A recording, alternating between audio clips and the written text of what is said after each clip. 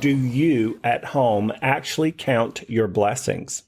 And here's another question. Do you know that appreciation is the single greatest tool people use to deliberately work with the universe? It's one of my favorite tools. Yeah. So I'm going to swing it back around to you. Do you actually count your blessings? Yes. How you do it, Liz? How I do it? Well, Don't say you look cute. That you're lovely. That you're wonderful. Oh. Because she's all of those things. You're so sweet. But how do you do it You're when handsome. nobody's in the room? Oh. No, usually what I do, and I think I should do it more often, but I think that in general, people don't necessarily do it all as much as they should. And what I normally do is at the end of the year and at the beginning of the year, I will go through a list of things that I'm grateful for and the things that maybe I thought I kind of missed off the track, maybe are my winventories. And, but I would focus on my winventories. And then at the beginning of the year, so here I am after a year in the month of December and then in January, and then I don't think about it until pretty much till next time. Okay. And that's kind of like a trigger, so yeah. How do you remember then if you wait till December to winventory all of your year and then you start the new year?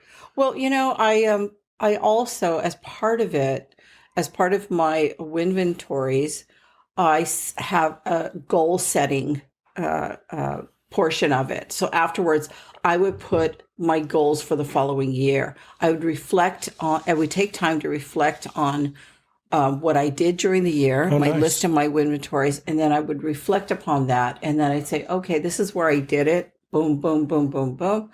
And then I would put in next year, those things that I didn't accomplish that I wanted to, I look at it and I see, well, was that really, was that really important? Yeah. Did I really need to do it? And if not, I take it off the list. And then when I make my new list, I have a whole new set of goals. And I would add some of those old goals from the previous year to the new one. And then that's how I would do it. Oh my goodness. Okay. So I'm going to move some of my stuff to 2023. And I'm going. But I would do it religiously every single year. But I know that in general, most people are like me. They do that, so. Oh, bless our hearts. I know. So you tell me what you do, Edward. What I do, I am a count your blessings junkie. You are. And I'm an appreciation junkie too. Are. Totally. He really is. He really is. The silliest, simplest things.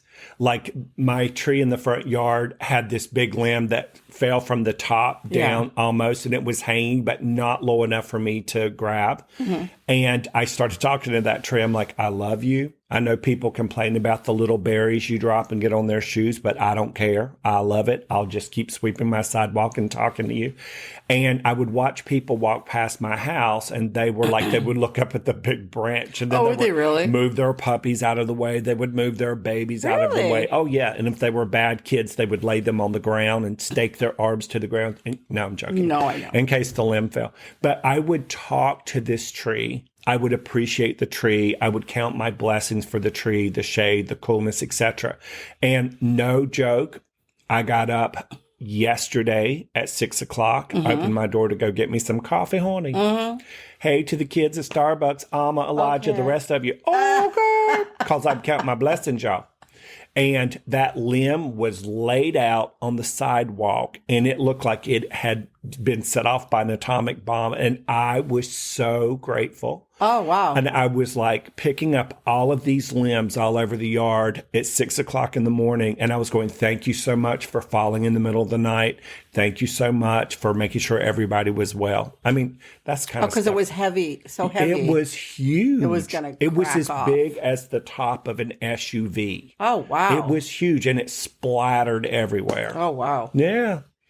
Well, you're sick. That's amazing. Yeah, I mean, so I was very happy that it did that. Yeah. And I just realized something intuitively. Yeah. I never worried that it was going to hit somebody. Yeah. Because worry would have perpetuated the opposite of actually what happened. That's right. That's right. So we don't take worry-tories.